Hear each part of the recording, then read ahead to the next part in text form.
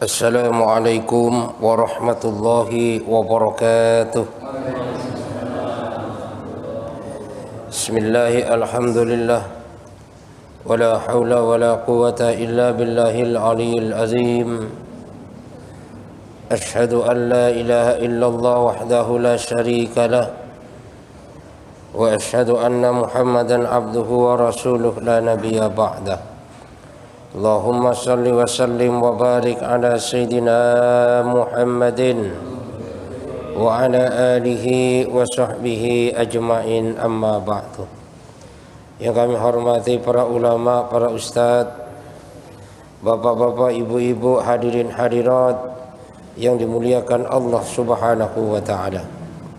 Alhamdulillah, Allah subhanahu wa ta'ala masih memberikan kesempatan kepada kita, masih memberikan kekuatan kepada kita, masih memberikan kemudahan kepada kita, sehingga kita masih bisa melaksanakan sholat maghrib secara berjamaah. Kita lanjutkan dengan majelis taklim. Ini semata-mata karena hidayah dan kekuatan daripada Allah subhanahu wa ta'ala. Maka mudah-mudahan seluruh ibadah yang kita lakukan diterima oleh Allah subhanahu wa ta'ala, menjadi sebab dosa kita diampunin oleh Allah, menjadi sebab dosa orang tua kita, mertua kita, keluarga kita, guru-guru kita, orang kampung kita, bahkan umat seluruh alam diampunin oleh Allah subhanahu wa ta'ala, menjadi sebab selamat daripada api neraka dan masuk surga tanpa dihisab oleh Allah subhanahu wa ta'ala. Kita lanjutkan taklim kita. Bismillahirrahmanirrahim. Qala musannifur rahimakumullah, qala ba'dul hukama, idza kunta sabiyan tal'abu ma'as sibyan. Ini kata ba'dul hukama, bahwasanya di saat kamu dalam keadaan masih anak-anak, maka bermainnya pun juga sama anak-anak.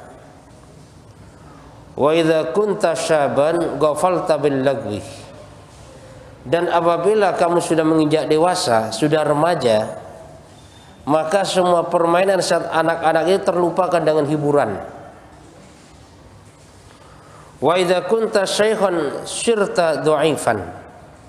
Dan di saat kamu sudah tua, sudah mulai berumur, maka pada saat itu kondisimu sudah keadaan lemah dan tidak bisa berbuat apa-apa. Ini kata ba'dul hukama. Lah kalau sudah seperti itu, famata ta'malu lillahi ta'ala, maka kapan kamu akan beramal, beribadah karena Allah subhanahu wa ta'ala.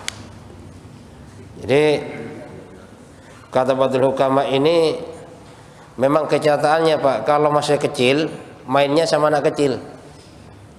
Yang namanya anak kecil itu kan mainnya yang penting seneng, Pak, macam-macam. Barangkali kita dulu masih kecil juga suka bermain, ya. Permainan anak kecil itu beda dengan permainan orang-orang yang sudah dewasa, ya kan? Itu permainan anak kecil, dan bawaannya anak kecil itu seneng aja kan, ya. Kadang-kadang main petak umpet, kadang-kadang main kelereng, kadang-kadang loncat-loncatan. Bawaannya yang namanya anak kecil itu seneng, ya. Dan di saat sudah menginjak dewasa, sudah pemuda, ini permainan seperti itu udah terlupakan itu. Makanya kan gak pantas banget kan kalau remaja mainnya sama bocah, itu gak pantas. Misalnya sudah kelas 3 SMA mainnya sama anak TK, itu gak pantas banget. Kenapa? Karena dunia sudah berbeda. Sudah istilahnya sudah nggak klop lagi, nggak cocok lagi kalau anak sudah SMA tiba-tiba mainnya dengan anak masih TK. Makanya permainan-permainan di saat kecil itu terlupakan dengan hiburan. Karena kalau yang namanya remaja itu, Pak, udah kenal yang namanya hiburan macam-macam. Bahkan kalau pemuda ini nggak kenal daripada agama, maka hiburannya ini akan banyak condong kepada bermaksiat kepada Allah subhanahu wa ta'ala. Akan banyak daripada perbuatan lalai, cari jati diri, ya. Kadang-kadang yang dicari itu kita pun nggak nyampe akal kita nyampe mana. Kalau kita lihat, apalagi di Jakarta, ya, di flyover Pak, kadang-kadang itu kan jam 2 malam itu para pemuda banyak itu. Ya. Jadi bukan hanya pemuda saja, bahkan bareng pemudi. Di atas motor berduaan. Ngapain aja itu? Padahal jam 2 malam yang seharusnya waktunya tidur. Emang sudah permainannya seperti itu dunianya. Ya. Jadi sudah terlupakan permainan masa kecil di saat sudah usai remaja. Makanya di saat menginjak daripada remaja jadi pemuda, ini tergantung bagaimana nanti bertemu dengan siapa. Kalau bertemunya dengan orang-orang mabuk, maka nggak lama akan jadi pemabuk.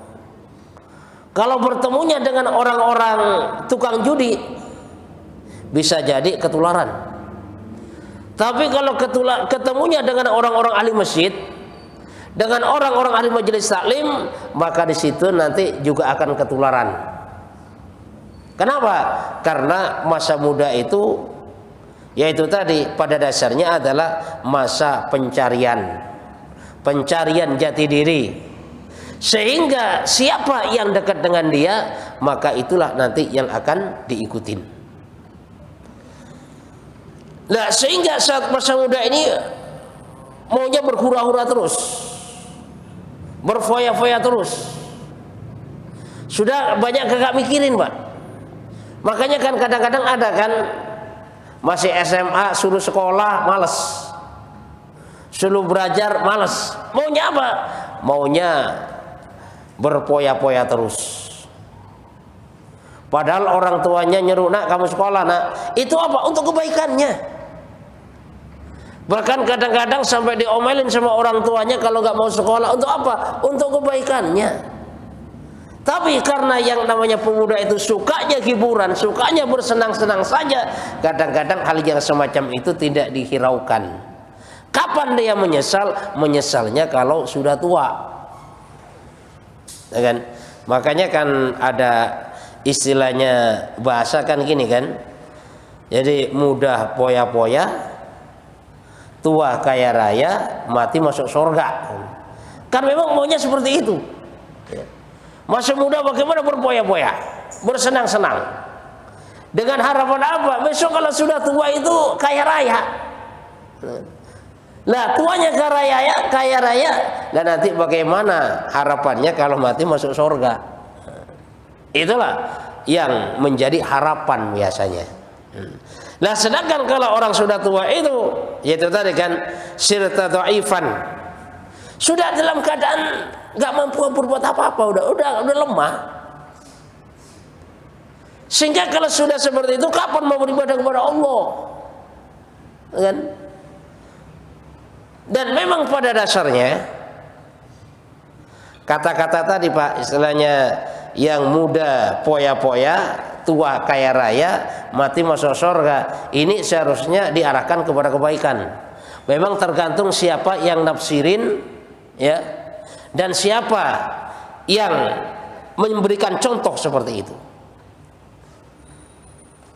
Masa muda dia poya-poya.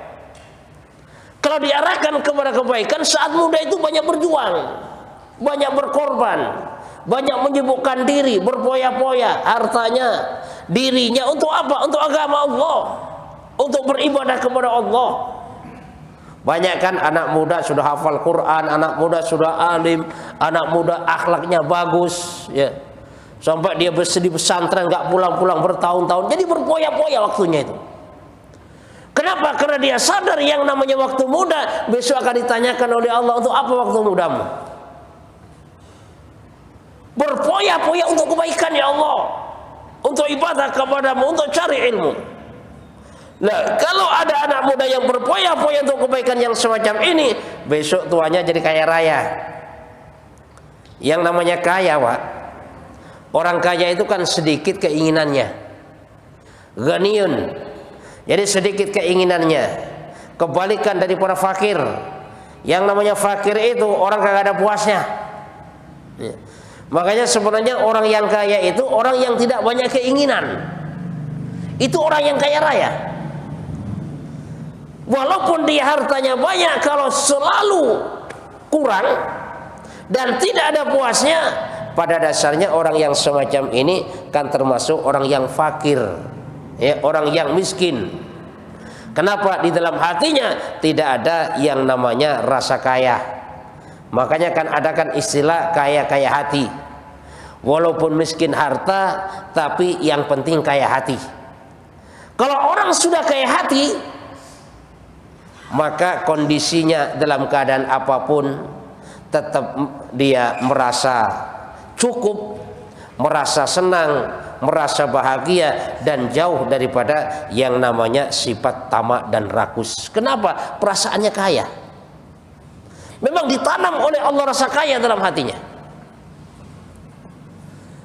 Kenapa terjadi yang semacam ini? Ya karena tadi itu di dalam hatinya ada kebesaran Allah, banyak beribadah kepada Allah. Makanya kan agama mengajarkan rasa syukur. Yang namanya bersyukur itu yaitu menerima apa adanya, tidak merasa kurang, tidak merasa menderita dan sebagainya. Kenapa? Itu merupakan pemberian Allah. Karena syukur merupakan kunci daripada kebahagiaan. Kan biasanya secara kelihatan mata, orang kaya itu orang yang bahagia. Itu secara pandangan mata kita. Orang kaya adalah orang yang paling bahagia. Tapi pada dasarnya saudara, yang namanya orang kaya harta, Pak, itu belum tentu ada jaminan bahagia. Bahkan biasanya semakin banyak hartanya, semakin banyak bebannya. Semakin tinggi jabatannya, semakin banyak urusannya. Nah, beda dengan orang yang kaya hati. Kalau orang kaya hati ini dalam kondisi apapun, hatinya tetap tenang, hatinya tetap tentram. Kenapa? Dikasih rasa kaya di dalam hatinya oleh Allah Subhanahu wa ta'ala. Sebab apa? Di antaranya karena bersyukur kepada Allah. Kalau orang yang tidak bersyukur kepada Allah Subhanahu wa ta'ala, semakin banyak semakin kurang, semakin banyak semakin kurang. Bahkan udah punya mobil 100 pengennya 200, sudah punya 200 pengennya 300, bahkan sudah punya truk 1000 pengennya 2000. Gak ada puas dalam kehidupannya. Sampai kapan? Sampai akhirnya mulutnya disumpel dengan tanah, baru dia merasakan. Jadi kepuasan dalam hidup. Makanya orang yang penting kan puas, bisa puas dalam hidup.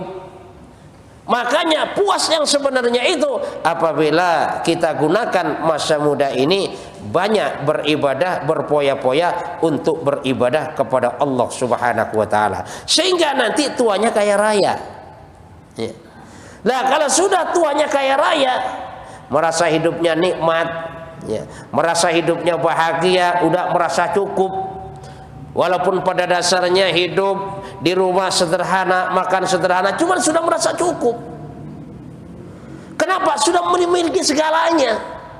Ini kan termasuk gambaran daripada orang yang kaya raya. Nah, orang yang semacam itu, maka suatu saat kalau sudah meninggal, maka akan dimasukkan ke dalam surganya Allah Subhanahu wa ta'ala.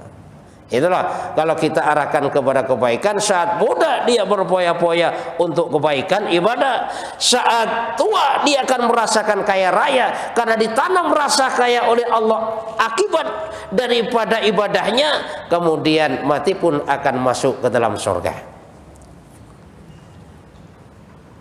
Yani la taqdiru an ta'budallaha ta'ala ba'da mautika.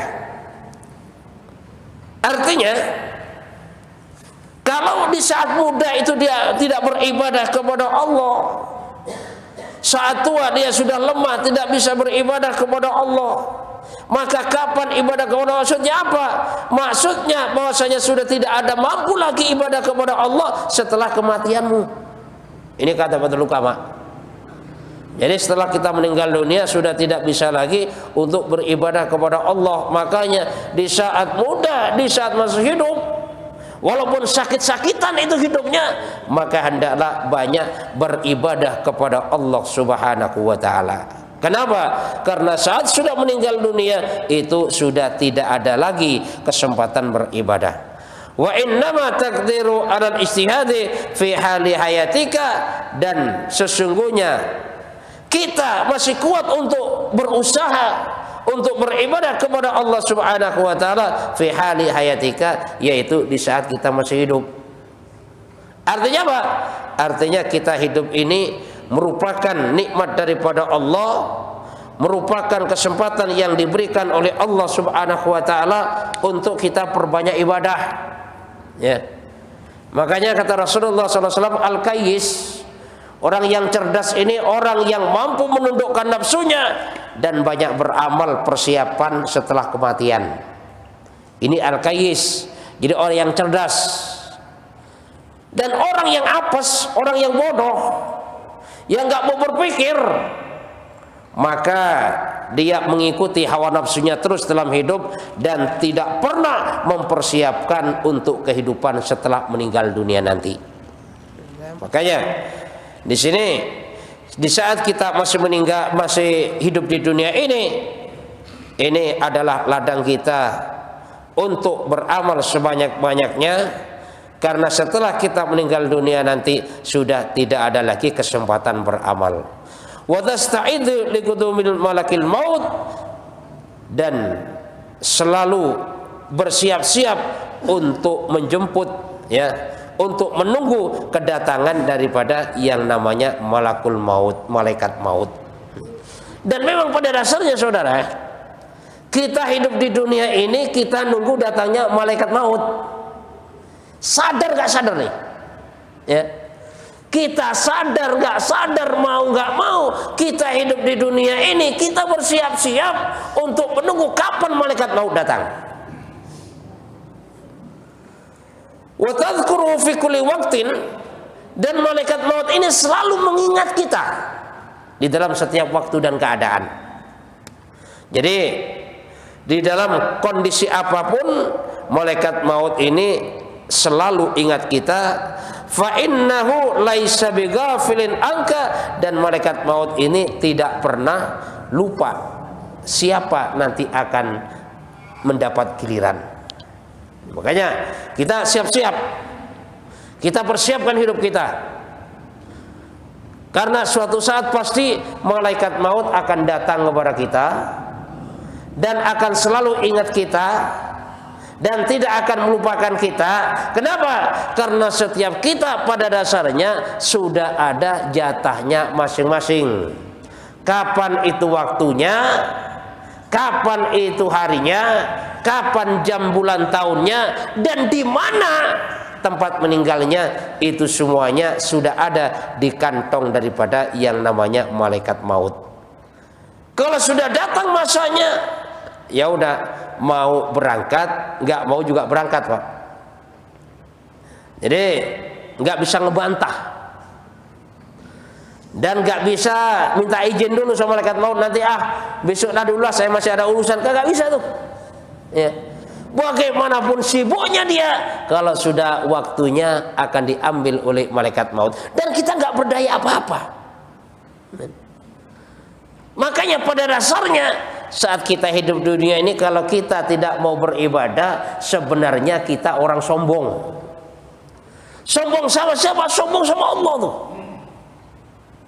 Coba bayangkan, Allah yang menciptakan, Allah yang kasih rizki, Allah yang memelihara, Allah yang menghidupkan, diperintah oleh Allah ngebantah, kan itu termasuk orang sombong banget.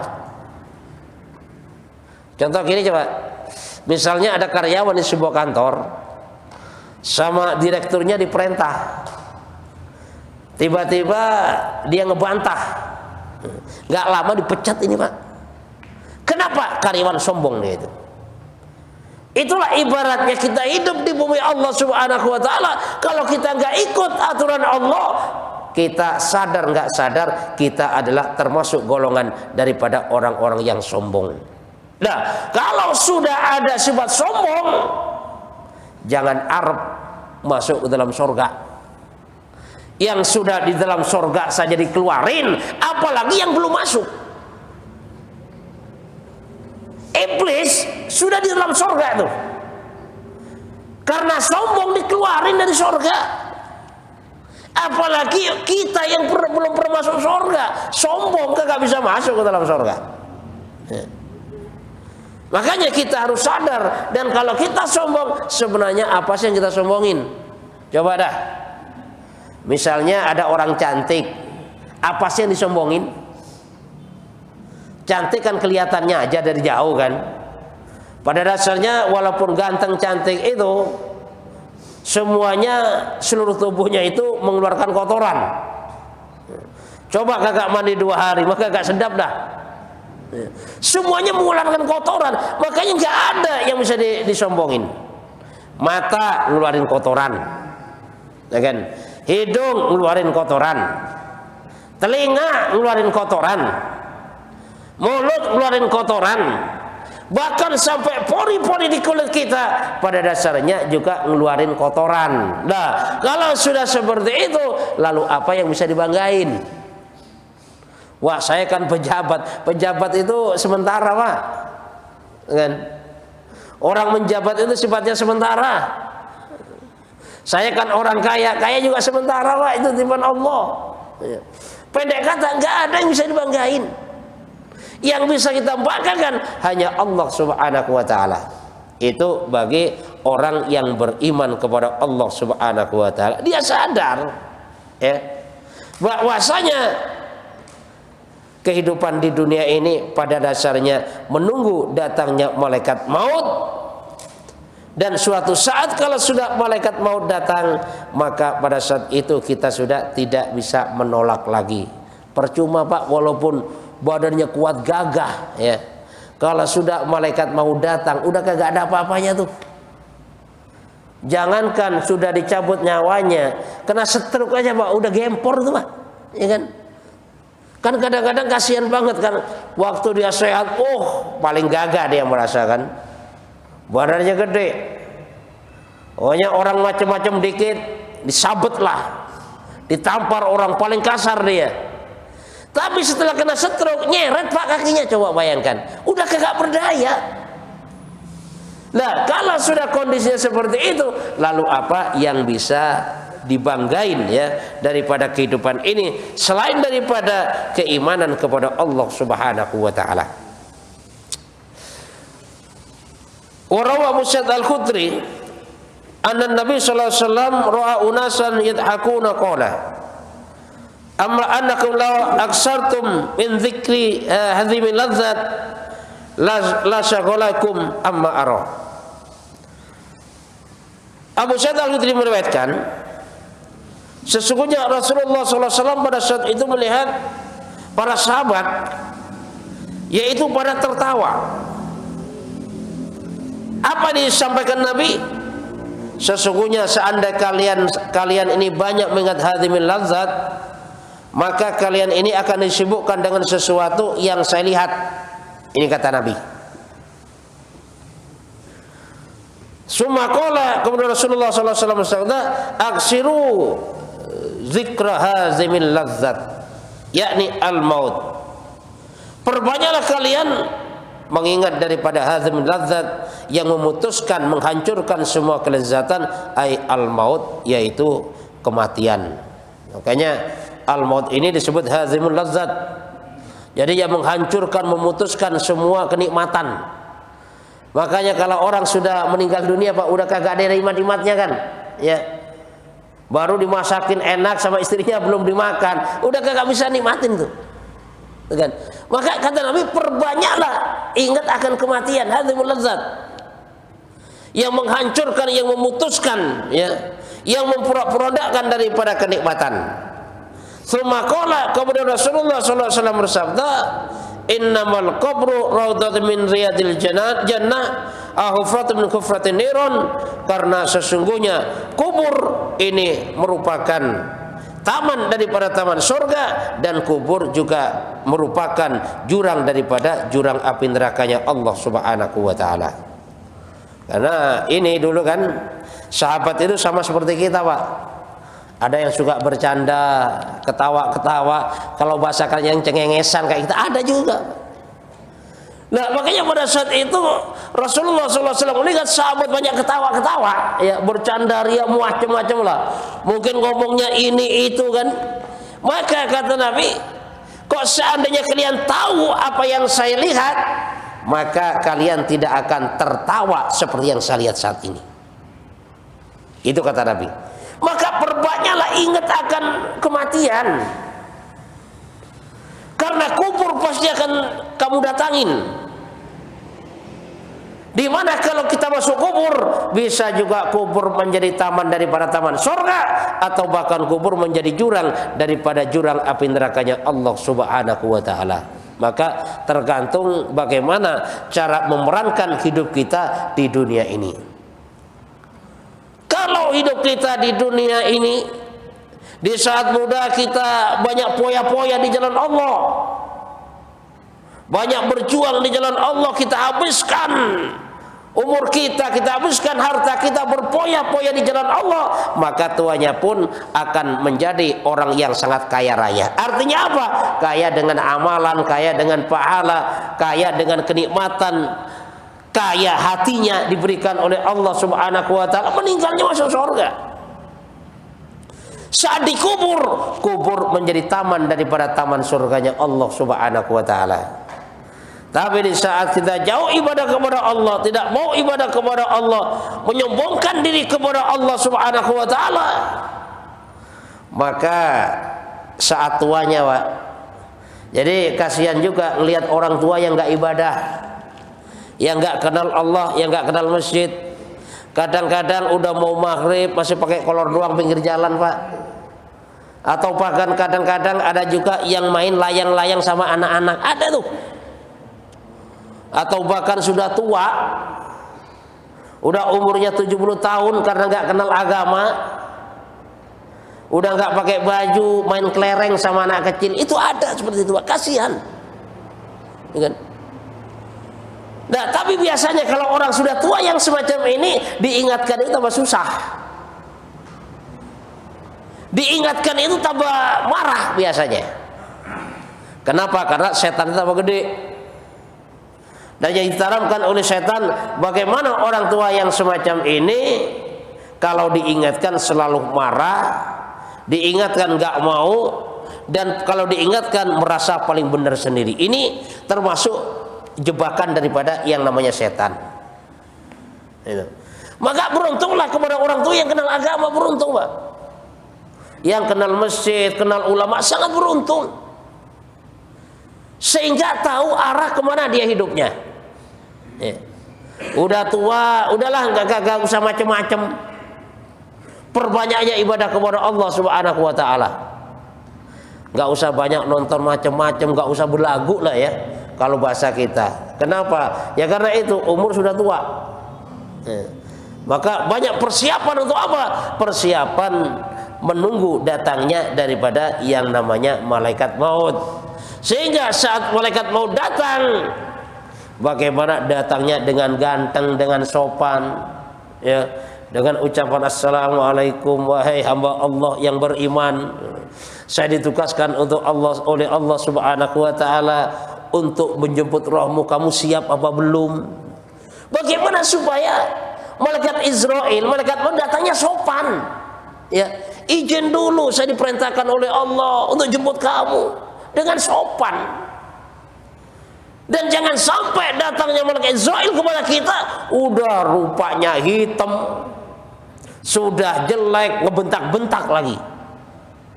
Bagaimana kita nggak ketakutan pada saat itu? Nah, dan itu semuanya jawabannya tergantung saat kita masih hidup di dunia ini. Makanya ini merupakan kesempatan dari Allah kita hidup agar supaya kita perbanyak ibadah kepada Allah, ingat kepada Allah. Ya, bagaimana kita jaga masjid? Ya. Maksudnya jaga masjid itu bukan di depan masjid terus jaga masjid takut hilang, bukan. Tapi kita rajin beribadah ke masjid. Ya, waktunya adzan berkumandang sudah di masjid. Mau ngapain lagi di rumah? Ya, di rumah itu semakin banyak pikiran, Pak. Apalagi orang tua tenaga udah kagak kuat, di depan TV melulu. Yang dilihat sinetron cantik-cantik, ngiler, Pak, cuman. Ya kan? Tenaga udah kagak kuat. Selera masih tetap muda itu kan. Nah, sehingga kepikiran yang macam-macam. Daripada kepikiran yang macam-macam, udah hindarin dah. Perbanyak zikir, perbanyak baca Quran, perbanyak ibadah kepada Allah Subhanahu wa taala. Jadi bisa apa itu, menghadap langsung. Istilahnya sudah bisa khusyuk dalam hidupnya, dalam ibadah kepada Allah Subhanahu wa taala. Kenapa? Karena sudah tidak banyak yang dilihat, apalagi yang sifatnya bermaksiat kepada Allah Subhanahu wa taala. Ya. Jadi kalau kita ya yang sudah tua, jauh daripada agama Allah Subhanahu wa taala, jauh daripada ulama, jauh daripada majelis taklim, biasanya semakin tua ini semakin jadi, ya. Istilahnya tua-tua keladi, semakin tua semakin jadi. Maka jangan sampai seperti itu. Maka dengan adanya majelis taklim kita selalu hadir, pada dasarnya adalah semakin memasukkan janji Allah dan janji Rasulullah SAW ke dalam hati kita, sehingga semakin hari kita semakin semangat untuk menjaga perintah Allah Subhanahu wa taala, dengan harapan bagaimana Allah Subhanahu wa taala berikan kepahaman kepada kita, dosa-dosa kita diampuni oleh Allah, meninggalnya dalam keadaan husnul khatimah, dengan harapan selamat daripada api neraka dan masuk surga tanpa dihisab oleh Allah Subhanahu wa taala. Subhanakallahu wa bihamdika asyhadu an la ilaha illa anta astaghfiruka wa atubu ilaik. Wassalamu alaikum warahmatullahi wabarakatuh.